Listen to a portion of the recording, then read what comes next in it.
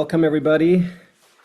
This is the Humanistic Leadership Academy, the International Humanistic Management Association, and friends. And we are delighted to have you here with us as we are expanding our pathways to telling the story of what we call humanistic management, but many of you might call consciousness, conscious business, regeneration, regenerative value creation. So there are many labels for something that we all, I think, sense is better than the current extractive way of how we manage ourselves and others and nature. And so positioned against that, there are what we call lots of examples that prove that reality can be created, that reality is and proves possibility. And so we have a number of filmmakers here with us today that are showing this and are dedicated to that and showcasing how others have done this already. So it's not a figment of the imagination, it is a reality that we can use to teach effectively and tell stories. As you all know, words are powerful, images are more powerful, films are maybe more powerful, maybe just the experience, the personal experience is more powerful than that. And good films can actually get you very close to that. And so I'm honored to be here with Evan Harrison and the CEO of Kiss the Ground, that many of you know Kiss the Ground as one of the influential documentaries on regenerative agriculture. And it was a Netflix documentary for a long time that had a lot of impact and influence, especially in the 2020 around the pandemic, right? And so, but the commitment, the story is going on. So we're delighted to have him here. And also want to point to Nathan Havey. Thank you for being here, because that's another kind of example of a movie that actually does transform people and shows transformation very effectively in the classroom and beyond. And so what we're trying and invite you all here is, if you're interested in this conversation around film, using film and having students experience the power of what's humanly possible in terms of regeneration, let's say, then this could be one avenue to do it. So I'll turn it over to Evan, who will showcase straight away one of the latest short documentaries of Kiss the Ground, and then we'll have a short discussion, and then we'll show ours. And Alison Bartlett is here with me. She made the film that we created on SECM. It's called The Vital Sun. It's also about regeneration. And then we'll see how the conversation is going. The intention is that you are able to use those films in your classroom or in your way of teaching people. All right. So thank you so much for being here. Evan, over to you. Excellent setup, Michael. Great to be here. Hello, everybody. I'd love to hear from you in the chat if you are familiar with our organization, Kiss the Ground, and/or the term regeneration. Given the way Michael set this up, I get the feeling that the answer to both skews pretty heavily positive. My background is in the music industry. I got into the music industry at a time when people were starting to replace their cassette collections with CDs. So I watched an industry really start to take off in the early 90s. And I was front row and had an opportunity to take a corporate job as people started consuming music digitally.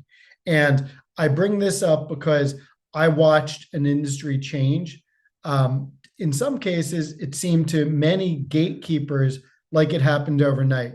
To me, it didn't feel like it happened overnight, and I couldn't believe how long it took for the industry to catch up to consumer demand. Our theory of change at Kiss the Ground is based on consumer demand.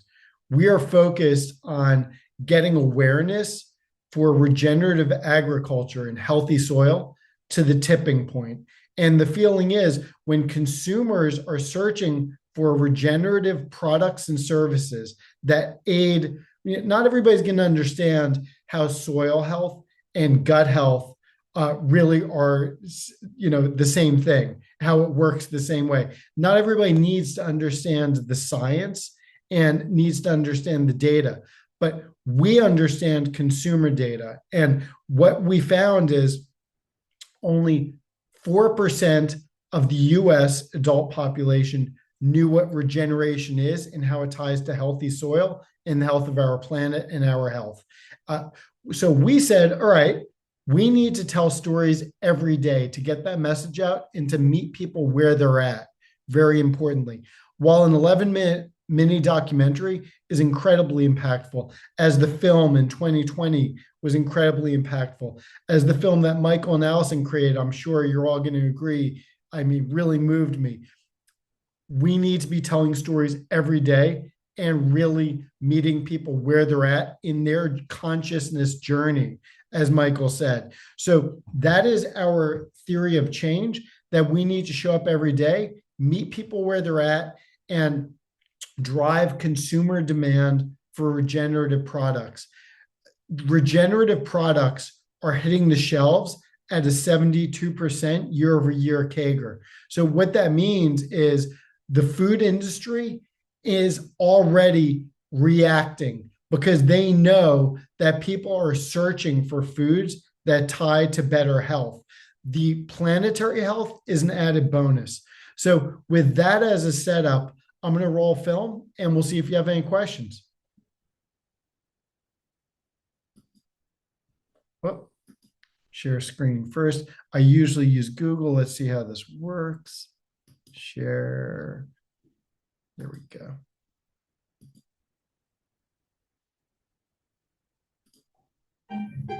So who said I was the founder of the farm to table movement? No, no, no, no, no, no. That's not true.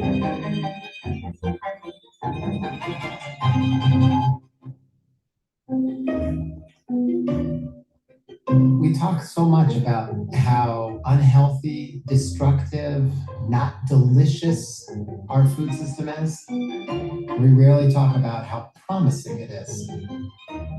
How do we use an animal like a cow to improve the ecological functioning of the world around us?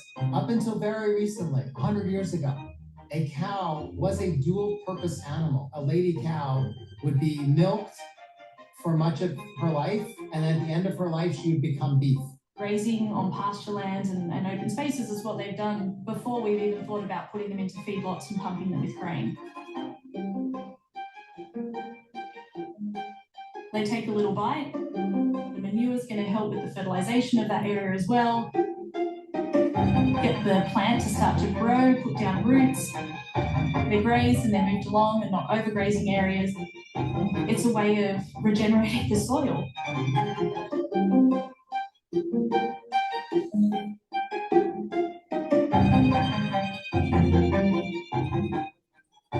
Free energy from the sun, feed the grass feeds the animal gives you this protein-rich milk and nutrition and economy for the farmer. And then at the end of her life, she becomes delicious grass-fed beef. I mean, now that's how this worked in every culture that had beef cows up until the 1940s. Fresh corn flavor is what you get.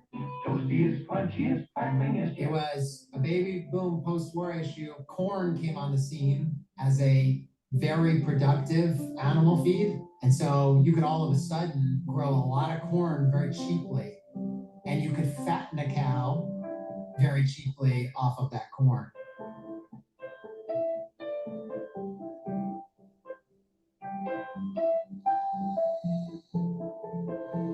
The industry went full force into either you're a dairy cow or you're a beef cow, and anything that was in between, anything that didn't excel at beef or didn't excel at milk was thrown away. This is about really transitioning dairy cows that have been raised for milking into cattle for actually eating. There's a lot of skepticism about utilizing a dairy cow. Their beef is not very valued. Dairies are struggling. Small scale dairy has taken a huge hit in the past 50 years. They're being crushed by a large system that is priced at a commodity scale and is a very difficult price point for a small farm to meet. So if they have a diversity of income, not only in dairy, but now also in beef animals, they're really able to bring more value to their farm and also diversify the value on their farm. Historically, we've always been at mercy of the market, and it has punished us. Replacing dairy cows on the farm is a pretty expensive procedure. Knowing that we have a good outlet for retiring cows that would give financial incentive to farms to grow more and better replacements than what their existing herd is, it would certainly give them a leg up. You got one steak, you're solving big problems. And if you're going to zero in on the biggest thing, it's the beef cow. You know, it's the 200 million acres of corn and soybeans that we funnel through an animal that's an herbivore that's never meant to eat grain. Terrible, terrible. And then we have a nutrition problem. We feed that cow in a way that's not natural to the cow, and it hurts us. We're eating destructively for her own health.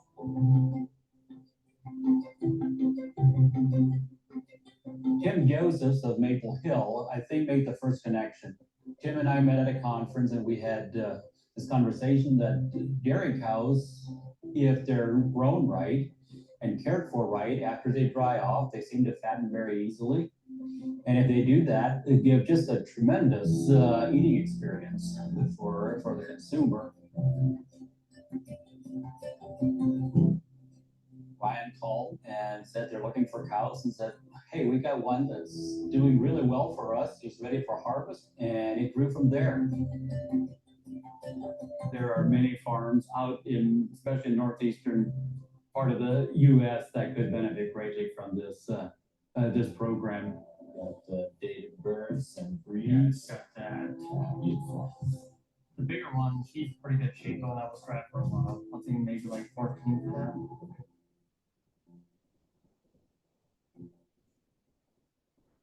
The opportunity is really to try and put the tenderness back into that animal, put the fat back onto that animal, repurpose it for the value of protein. I'm Doug Saltis, owner of Astor Bastion here in Chicago. We're really looking for cows that are 7 to 10 years old. That's when they extinguish their dairy production, and then it's time to really get its second use of that cow. It's the respect the animal deserves. Is it an original idea? No, it's getting back to the original idea. What we always used to use. The difference in flavor and texture between conventional beef and the vaca viejas that we have an opportunity to serve is really dramatic. They've really developed their own flavor. They're not the same animal to animal. A great sommelier can paint the picture and leave a few things for you to color in yourself. We're going to give them tasting notes. Popcorny and buttery. It's got deep, dark, mushroomy flavor. It's velvety and rich.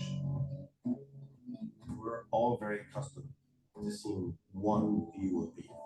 When we go to the table and we're showing different indicators for us, that's going to make this 7-year-old grass-fed beef absolutely delicious. They never see anything like it.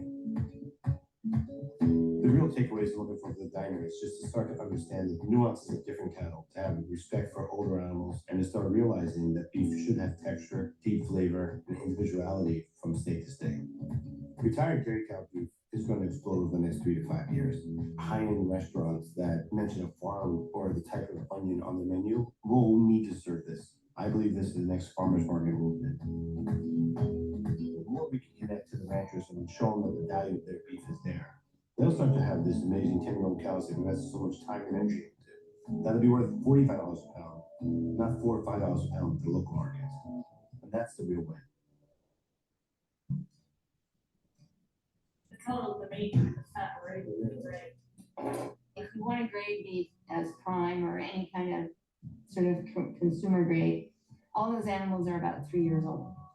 So they've only been on grass for about 2.5 years. But dairy cows, when they come in, sometimes, like one of them was 8-year-old, there was 4-year-old. I remember cutting into it and one of the guests going straight to, wow, that fat is so yellow. A lot of the time, the darker meat, the yellow fat, people don't automatically go, wow, that's delicious. They see darker meat and that yellow fat and go, oh, I don't know if that's going to be a great cut of meat. But the exercise that it's had being out on the grass, eating that grass and that beta-carotene coming through in the fat, there's flavor there. I can't wait for us to taste this. Yeah. I think it's going to be incredible. And then also that nutrition that's coming from all of the grass that this cow's been eating over its lifetime as well. After it's been finished milked, it's had the opportunity to use that energy that would have gone into milk production and putting it back into the actual meat structure, all that energy to give this sort of beautiful marbling.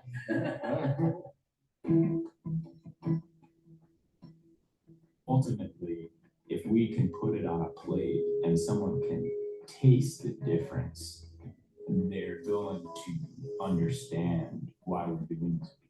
They're going to understand the value that it has, and they're going to be moved by it.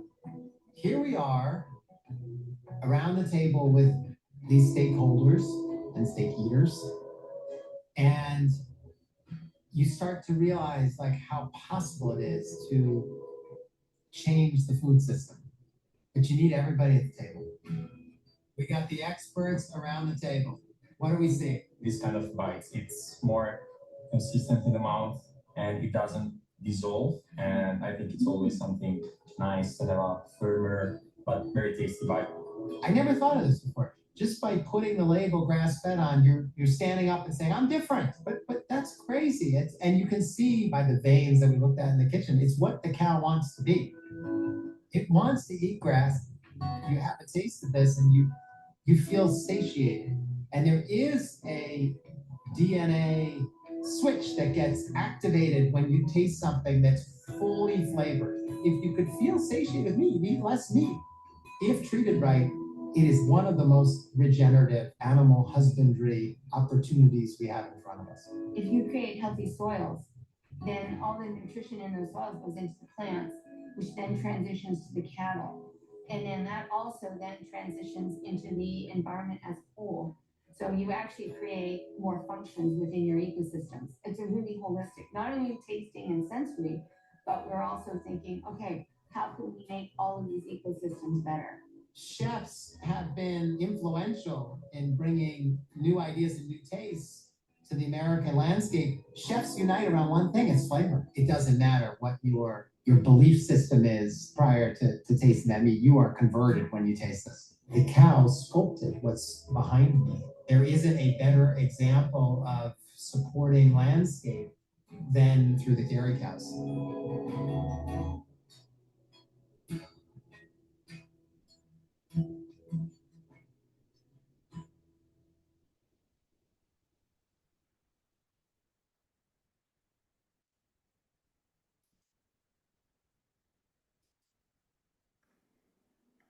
Okay, great. Well, let's acknowledge this beautiful film.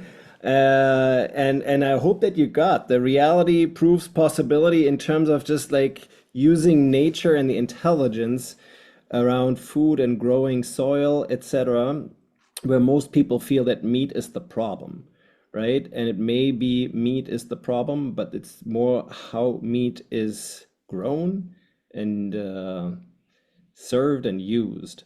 That is the problem. Evan, any comments and context that you can give us? And everybody here who has a questions right now before we show the other film about regeneration and the possibility of regeneration, let us know your questions, especially if you're interested in using those films for teaching. That's really what we want to facilitate. Luis Gerardo, I see you here. Ken, Sudanshu, that's great. Ron, hello.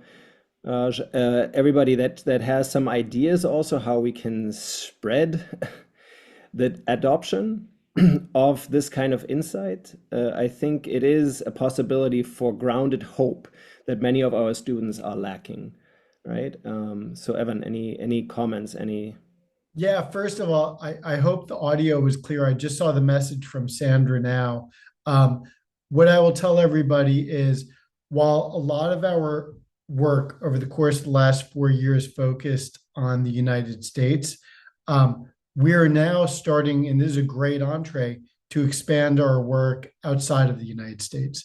We're launching a farm map that is starting with the US later this year and then extending to outside of the US. And what that's about is encouraging consumers not only to search for regenerative products, but to support a regenerative farm near them, where they can buy a produce box, where they can buy protein directly from the farm, where they can volunteer. All of our films are at kisstheground.com. And the best way to get access, if you want to download a film, is just find me on LinkedIn. Evan Harrison at Kiss the Ground on LinkedIn. Anytime you request a film for educational purposes, and if it makes sense to do a Zoom conversation Q&A, happy to do that as well. Wonderful, wonderful. And Nathan, any comments, or Allison, any comments before we go into this? Luis, anybody who wants to sort of share some of the bigger vision behind using film? I think this is something that we want to use more intentionally because it has the potential for scale. Think about a case study at Harvard Business School. Nice, it gets adopted, people read it, but our students read less and less. And being moved by reading a case is different oftentimes by than being exposed to something like this. Anyway, I'm just blown away by this little possibility piece that I'm seeing, where it's like, oh my God, everybody tells me I'm a bad guy if I eat meat. And it's like, oh, there's other people that are saying, no, no, no, you know what? You can eat meat, right? And actually it's better, and it's better for everyone. So it could contribute to a logic where a world works for everyone is possible by shifting many practices, not just this one, but others. Allison, do you want to come in? I will literally just come in from a personal perspective. As a film, I think it's great. The funny thing when I saw this at one of the film festivals we were at, I'm a vegan, right? And I'm a vegan for ethical reasons, and blah, blah, blah, blah, blah. And I just want to get it out there that my consciousness could still be shifted by this film. And it really was. It gave me information I didn't know. I didn't know cows were separated. And believe it or not, even though I'm a practicing vegan and commit to it, I was so inspired, and am again watching it, that there is a shift, there is a conscious shift.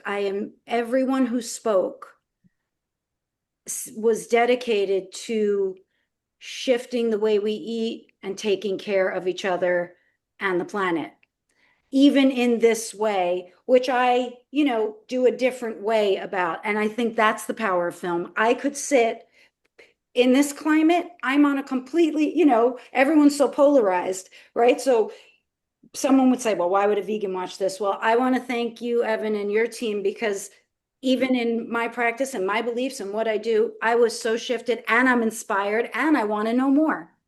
So I just want to share that, because there will be students in the classrooms, hopefully, thank God we're all so different now, and we can still listen to all ways. And I think that's the biggest message I got when I watched it then, and I'm watching it now. And I find that anytime I'm humbled, by information, I think it's a great thing, and I'm inspired by this and want to join the movement on it. So thank you. Amazing. And thank you for the comments. I dropped my LinkedIn. If anybody has any questions you want to ask one-on-one, or you want access to any of the films, just shoot me a note there. Ron, Nazer, what you have a quick comment, and then I'm going to share the other movie in a moment. Okay. Yeah, a quick question, Evan. I thought one of the best lines is, whatever people's opinion is beforehand, when they taste the meat, they're convinced. Yeah. And that was huge, because that's the idea of how many farmers are very conservative, and yet it's the product that will bring them around. So thank you. Yeah, thank you. And we wanted, because I speak about consumer demand, the chef is the rock star now in the world that I'm in. When I worked in music, it was a different medium, but here the way the chef brings it, presents it. So we're really leaning much more into hearing stories from small farmers, and then activations where you can actually taste the outcome of that work. So thanks for that, Ron. Okay, great.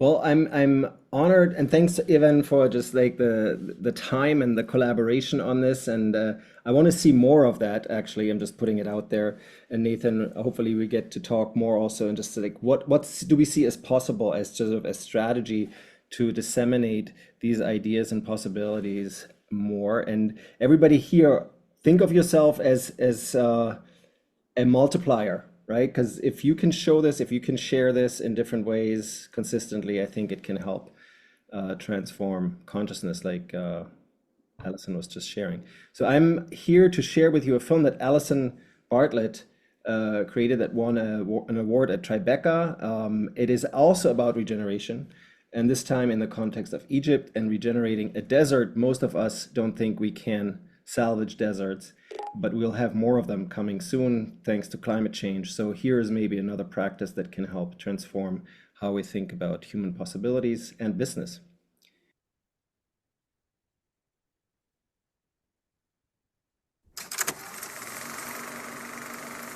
Deep inside of me, there was a living image. In the middle of a desert, I see myself scooping up water from a source. Carefully, I plant trees, herbs, flowers, and drench their roots with the precious moisture. The cool water attracts people and animals who quench and refresh themselves. The trees offer shade.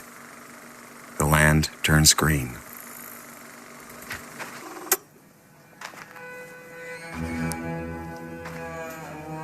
It all started in 1975.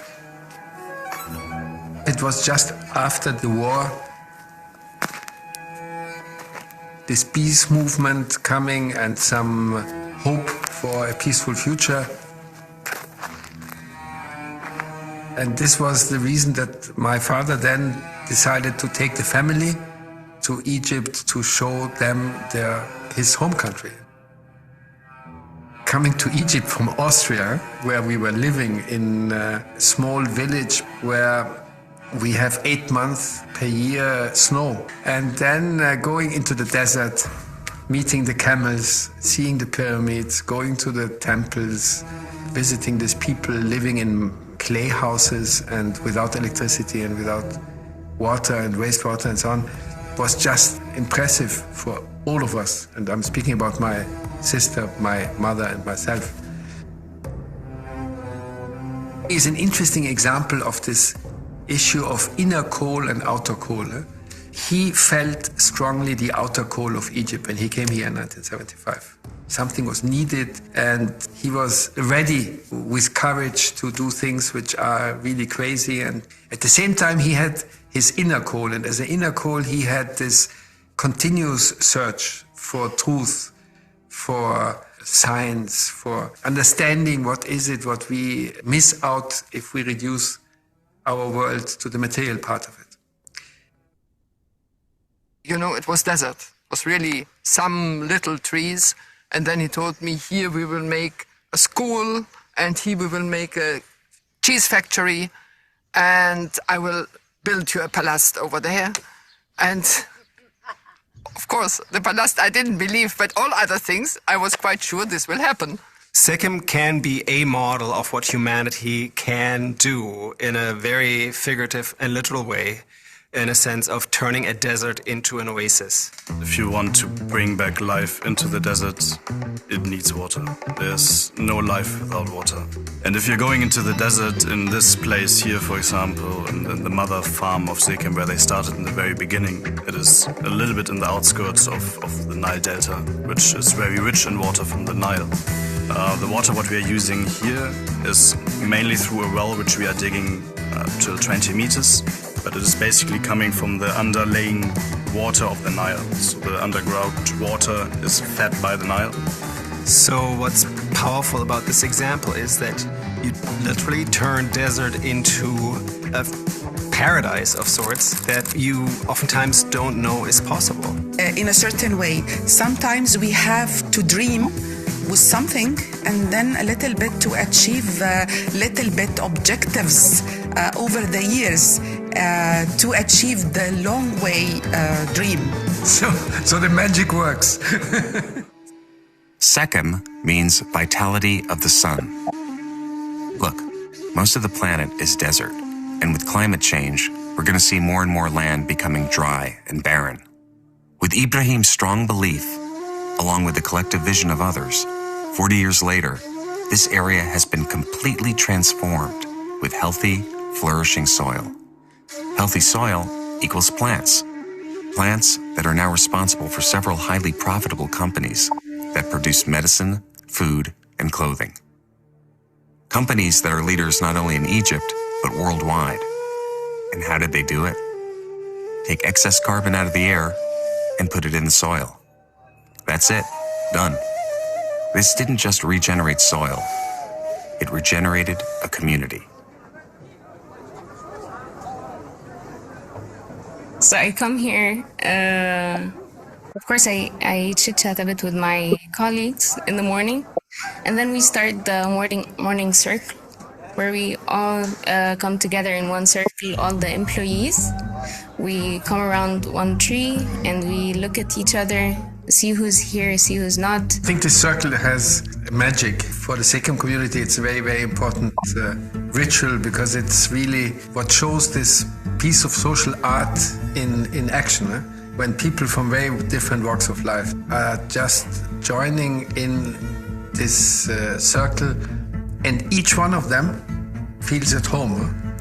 For very, very different purposes, very, very different reasons, they all feel at home. Or it's their circle of interest because they are making good business. It doesn't really matter where you stand. It must work for everyone. I wanted to be a dentist. Anything in the school, activities, playing, drawing. Learning drawing in this, I can draw anything. I learned it from Miss Hagar. When I came to second school, I found the life in the school, not the school in the life. Everything is alive. The classroom is alive. Beautiful. Everything around us is beautiful. There is no fences. There is no limited in knowledge or to express about ourselves as a teachers or as a students. So I think all the students here, they felt they are in their home. Women should be empowered, should be well educated, should be in a good health situation and well-being. This is fact in our beliefs, and it's also in the Egyptian constitutions. It's written, but who is applying? This is the questions. Lucky are the girls which came to SECAM, which worked with my mother, because they had a good salary, a good income, could marry, could have an independent life. I mean, she was from the very beginning connected to building up this SECAM community from scratch, from nothing. And I think it's really she who made it possible also that girls, which 47 years ago were not leaving their homes easily, going to factories or farms or communities to work, could come. It's, as I said, for her, the wealth of this experience are the connections, the people. My father, being more an intellectual guy, a researcher, you see all the books. He needed operas, he needed cultural events, he needed nourishment of another kind for his soul. أنا حبيت سيكم جدا جدا أنا وارتحت نفسيا وتعلمت حاجات كتير في سيكم، وأولادي هنا تعلموا، جبتهم من الحضانة لأن ما خلصوا الكلية هم في سيكم هنا، وحبينا والدكتور إبراهيم جدا وكان بيحبنا جدا وبيمشي معانا، مش صاحب عمل، كان أب لينا، فكنا بنمشي ماشيين معاه بكل شغل بإخلاص وكل جد. My dad would have been able to go out now of this office, go to the right side, meet a gardener and engage in a discussion about his daughter. And then in the evening send him something which he was mentioning, she needs a book or she needs a pen or something, and then sending it. And he was able to do this for the thousands of people of SECAM. هنا أكتر حاجة بنحبها هنا وتعلمناها المواعيد والنظام. أنا لما جيت هنا طبعا أعجبت جدا بالمكان والمنظر. أنا لما باجي هنا مش بحس إن أنا جاي أشتغل في مستشفى، أنا جاي رحلة. Everything that we're doing here and what we're working on is for a cause that it cares about everything. So it cares about the people, make sure that they're treated fairly, and then the environment is regenerating itself. I have friends and I play with friends. The last school I don't friends. Every day I'm waking up and I'm quite motivated to see what's coming next, because you never know what's coming next. It's challenging you. It's bringing you to the edge. It brings you emotionally to the edge also. Lots of chances to learn. So they real care for the people and not only giving them the feeling that they are seen, no, being seen. This is what they honored most in their relationship with him. I never forget the advice of Dr. Ibrahim. We are here to serve the students, to shape their minds. So let's imagine that we are shaping their minds with their future, cool and ambitious and passionate, and we mingle both together to have a real change for the future and for the current state as well. Can we transform this energy beyond Sikkim, right? How can we enable other organizations, other farmers, other companies to apply this holistic concept of Sikkim in their organizations, in their operations? So, my dear friend, I can only share with you my real life experience. And this is that as soon as you get confident that the future of the world lies in your hands and that you can impact the future and that what you do today will create the future of tomorrow, that you take this responsibility on, that you do never get desperate on the future of the world, because this would mean that you get desperate on yourself. And miracles like the miracle of Sikkim are possible when you have the ability to create a vision for where you want to go, and even more important, that you get your inner courage together and move on the steps, do the right things. And by doing the right things, you will see it makes you happy and grateful every day.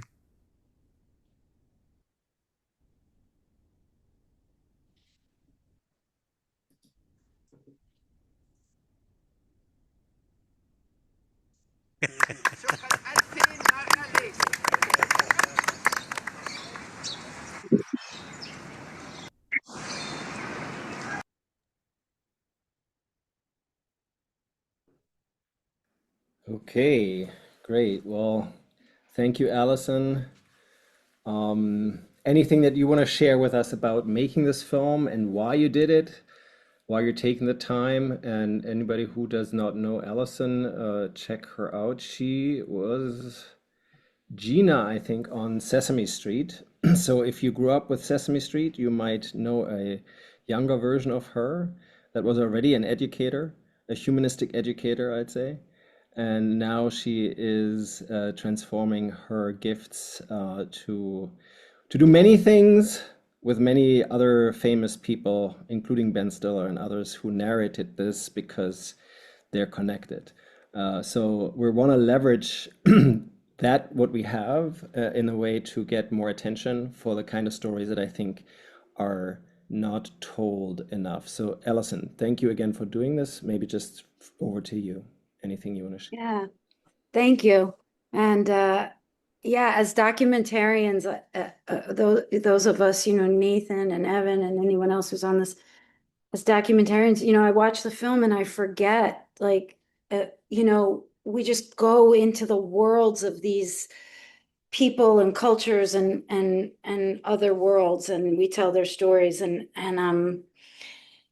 yeah, why did I make the film? I will go anywhere and tell any story that's not being told that will, what do you say, Michael? Enlighten, enliven, promote the flourishing of, humanity. Obviously, I wouldn't have made this movie without Michael saying we're getting on a plane for 3 days and going to Egypt and filming this. And then, oh, and by the way, then we're going to Spain, and then we're going to Holland, and telling the people's stories. So my hope in making these films, all of these films, and all of us contributing to storytelling in film, is that it will reach the hearts of humans in a different way. I often say, and I'm, Michael and our working relationship, the professor scholar in him, this particular person, I wasn't able to, for a number of reasons, I wasn't able to learn things in a classroom. I wasn't able to. So the fact that Michael and I can share this way of storytelling with you from the pedagogical voice as well. I'll go anywhere and I'll tell any story, and it's sort of what I wanted, what I'm going to be focusing on for the rest of my days here. I've spent the whole first 4 decades in the entertainment industry, and I'd much rather be on the farms in Egypt telling stories or wherever they take me. So, yeah, thank you all for watching. And by the way, thank you all for being here and taking the time to do this. It's not for naught. I believe that. So, thank you. Well, thank you, Alison, for your commitment and your work. Any comments, any questions?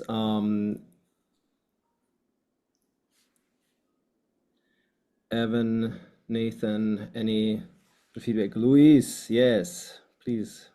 Well, I love to use documentaries and these kind of materials materials in class. So this is a great treasure, and for sure, I think we can do a lot, no, to share this and spread, no, the word on these kind of materials, because as you mentioned, our students now it's harder than they are reading, no. And I think this content presented this way, it has a huge power, no, of transformation, of sensitization, no, of raising important topics, questions, and also allowing a lot of dialogue and discussion.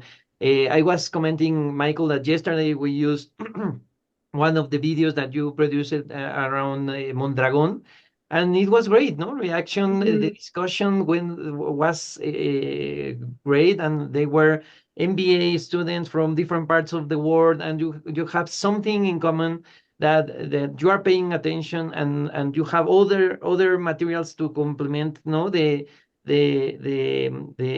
documentary. So congratulations, no. I use also in the, well, I know the conscious business minor, we use Nathan's documentary on Beyond Zero, no, on interface, and it's great. Always the reaction is very positive, and they really change, no, the not only the mindset, also the feelings, the hearts, no. So congratulations, and yes, I was thinking maybe we can create like a workshop, no, for professors on like that, we open the space so they can watch the documentaries, and then we have a discussion on how would you use it, what was relevant, not like a small discussion, so they can bring more elements, no, to their classrooms, and have more tools, no, to work with them. But I think the first step is to make them available, to make them yes, that people knows about them, so they can incorporate them. And yes, you can count on me, no, if we can organize something, and for sure I think we will have a lot of professors joining, no? Fantastic. That's already great. That's a great invitation, and you see that some of the things have been working in the background. Nathan's work, I think, I just want to put to that. Maybe Nathan, you want to speak to that and also share what you can share publicly with everybody here. But Evan, any comments that you have from what you saw, and maybe your hopes? You're saying focused on the US, but now also more globally. You have a more global audience here. I think it's more the Americas time zone. But there, I know colleagues from India, Japan, and other places as well. Yeah, what I would offer is, a lot of countries are further ahead. A lot of people in the US talk about when they visit other countries, they eat differently. They feel amazing. They don't have some of the ailments that they have in the US. So I think, we had to start here. I mentioned that when we did our research, even after the first film named after our work, Kiss the Ground, came out, there was only 4% awareness. Over 18 months, as we started telling stories every single day, so 2-minute reels, little pull quotes, just being present where people scroll in that's how people absorb education and entertainment now, that number has grown to 7% awareness in the United States. And I just came from the largest meetup of the food manufacturing companies and all the related companies at what's called Expo West in Anaheim, California. There are now hundreds of companies there talking about regeneration and talking about the sourcing of their food. So this change is starting to happen. And as we spread to outside of the United States, you all play a critical role because you have captive audiences with conscious consumers who want to learn about what makes them healthier and what can make stewardship of the land and our planet healthier. So I think we all, Allison talked about being a vegan is the cow the problem, yet being open to and really grasping this film. The name Kiss the Ground comes from a Rumi quote. There are hundreds of ways to kneel and kiss the ground. I believe everybody who is doing this work in whatever way, shape, or form, so long as it's inclusive and it's about consciousness and meeting people where they're at, we're moving this overall movement forward. We are updating our survey again this year, and I believe that 7% awareness, consumer awareness of what regeneration actually is going to grow to around 10%. And our goal is by 2030 to have this movement in a place like the music industry was when we started offering music services. We answered what consumers wanted, and that tipping point was there. Those who didn't adapt got left behind. So consumer demand really drives massive change.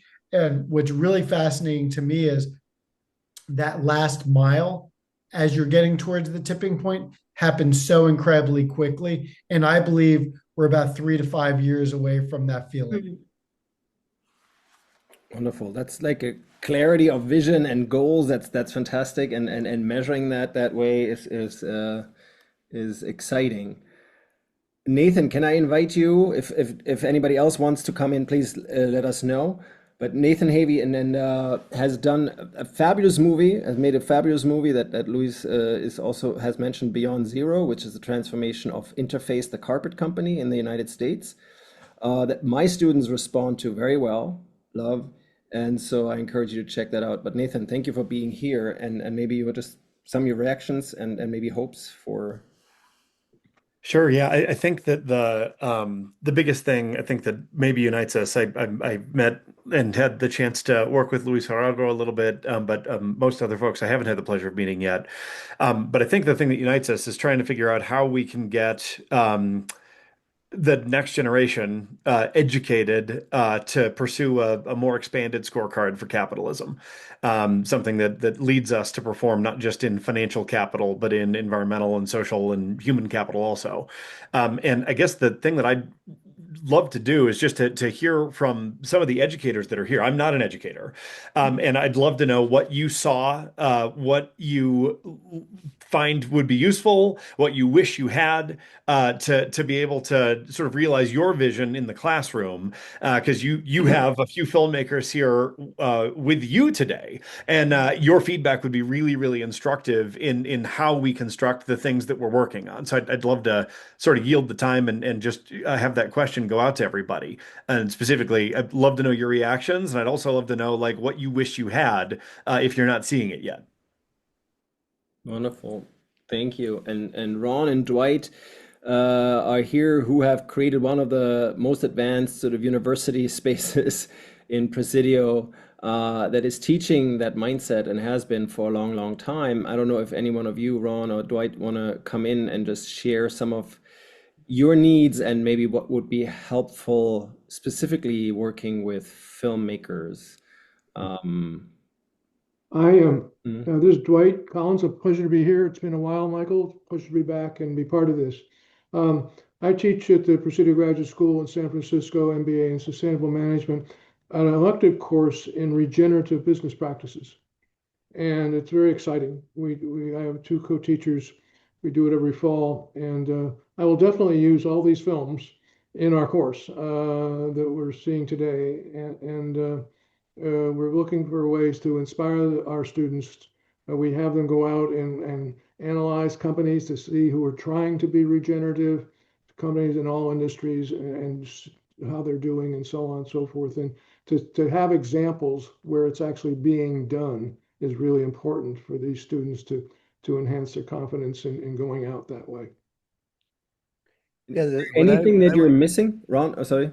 Yeah, no, what I was saying, because I noticed too, Michael, you're working on with the medical aspect of all of this, and we're working in at Presidio with the San Francisco Theological Seminary, and the seminary students talk about ministry, but they always think of ministry as spiritual, filling spiritual needs. And I think the beauty of these films is that it shows how you can actually, I love Kiss the Ground, actually have it be physically, tangibly showing how this kind of work does change people's minds and hearts. And Evan, that's why I want to go back to the comment I made before about whatever their ideology is. This story, what we come to basically, Michael, is that it's all about you got to tell the story. We've all talked about that so often. It can't be just through the theory. So making it that way, but I just would broaden it to say that it's not just in the MBA program, but also in political and medical and spiritual education as well.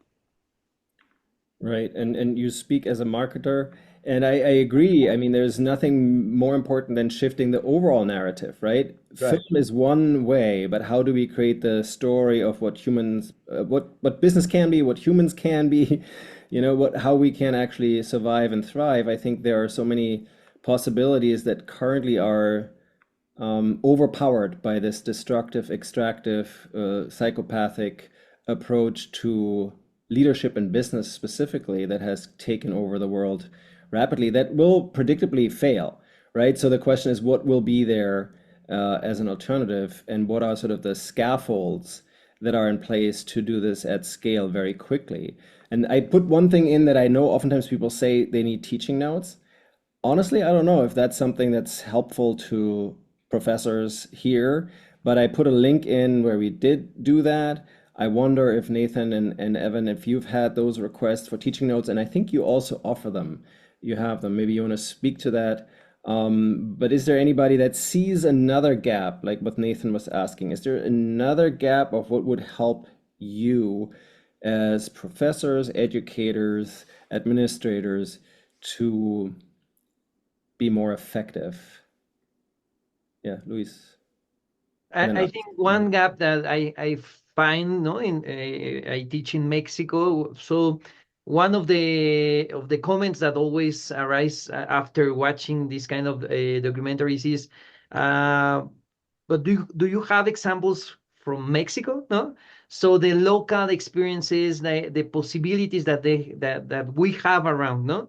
So, for instance, in the videos, the humanistic leadership videos you have been doing, they are from different parts of the world, no? So that has been really helpful, no, to show in Brazil, in Spain, in US, in Africa, no, in Egypt, no. So I think that's something that we also, as a request or a need is to have cases in the different countries, no, that can show that it's possible in that local environment. Great, great, great. And Evan, you were mentioning that maybe people are doing these practices as part of their, well, I know from Italy, for example, that's part of their heritage, right? It was until the 40s everywhere, basically regenerative agriculture. So it is maybe practiced somewhere. But any thing you want to share, Evan, about going global and telling other stories that would be great. And if there are things that you need, I mean, we have a selected group of committed people here. There are more people behind it, and there are networks of people that we could construct something with, like the Jesuit network of schools is interested and open to these kind of things so that we can build structures. I think CLADEA is the Latin American Association of Schools. Then there are other schools that we can tap into where maybe there is a broader way of creating partnerships intentionally with those institutions. Evan? Yeah, what I would say is, from the teachings in the Presidio in San Francisco to Mexico to Italy, this is all critical. And I think just on our website, you will all find a lot of assets that you could use that fit best within your teaching style and what will cut through then and there. What I bring to the table every day is we're reaching out to farmers saying, fill out this form, let us put you on our map. You're going to hear a lot of momentum if you follow our newsletter and our socials this year, really making the small farmer who's being left behind the champion, and encouraging people to support them. So that's really what we find makes the biggest difference. I dropped my email in there. If anybody has, people, look, there's no shortage of heroic stories to tell. When I joined 4 years ago, I was like, oh man, I'm hearing from people in Australia to Japan. Like, we're hearing from people everywhere. So there's a lot of, like it said in the film, going back to what the way it used to be in some regions, and some people preserved that. So it's not like we're inventing something here. We're just shining a light on something that is becoming a little, my goal is to mainstream it. I don't have a vision where every farm goes from conventional agriculture to regenerative agriculture. But if we get to 25%, if we get to 50%, magical things start to happen to the communities and to the environments. Alison, you wanted to come in, and then Sudhanshu, maybe you want to be brief. You want to go first, Sudhanshu, and then Alison, maybe I'll give you the last comment and we wrap up. I'm okay. I'm okay. I don't remember what I was going to say. Sudhanshu, you want to come in? I just am very grateful for this opportunity. I mean, lots to learn, and certainly documentaries are a very powerful way of driving engagement in the class, and probably even draw a lot of questions. My only, I'm really curious. I mean, as documentarians, I'm sure, creating that 15 minutes or 10 minutes of video, there's a hell lot of efforts that goes behind the scene, right? So once you're shooting, I'm sure the video might be long, and then you retrench a few parts. So do we have the back end research that you do and various retrench sections? So if somebody is really interested and want to go into the depth of the documentary, we have behind the scene research that you've already done. Probably that galvanizes them even more to take action, Thank you. So the question, I just want to make sure, could you just specify the question? I think the question is just basically, is there other material that we might be able to make available, longer interviews, background, like making of or something, right? Is that like depth? Yeah, the answer is yes. And yeah, absolutely. We have, for every minute you see on screen, at least I'll tell we easily have an hour of footage per minute you see on screen. So there's never a shortage of content or stories to tell. So just reach out with any specific requests. Can I ask a follow-up? Yeah. What is it that you would want that you didn't see in those films? What more? Because I think that'll help us to really dial in and focus it. And your feedback here is exactly the kind of thing that I think is really valuable. So I like the idea what Michael just shared. I mean, you have teaching notes along with these documentaries, but beyond that, I think narratives and stories really move people. They drive them emotionally. And there might be students, because I hail from a rural part in India, there are students who are already into agriculture. And if they see such movies, they get even more driven, and they would want to go into the depths of it. What were the interviews that you took? I mean, what was the background research that you did? I mean, if we can provide those materials, they could go really into the depths of it. So that makes it even more powerful as a tool. Thank you. Awesome. We are at the top of the hour. Alison, just some final words. Evan?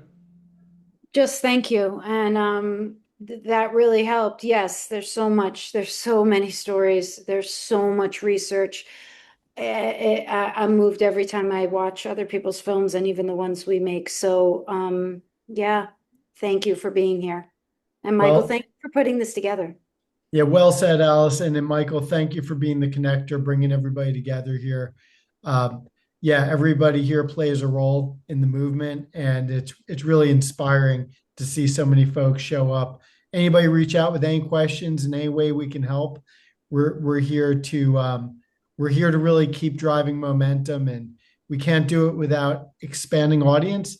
And I think everybody knows best how to bring other people into the movement, and we've got some resources to help.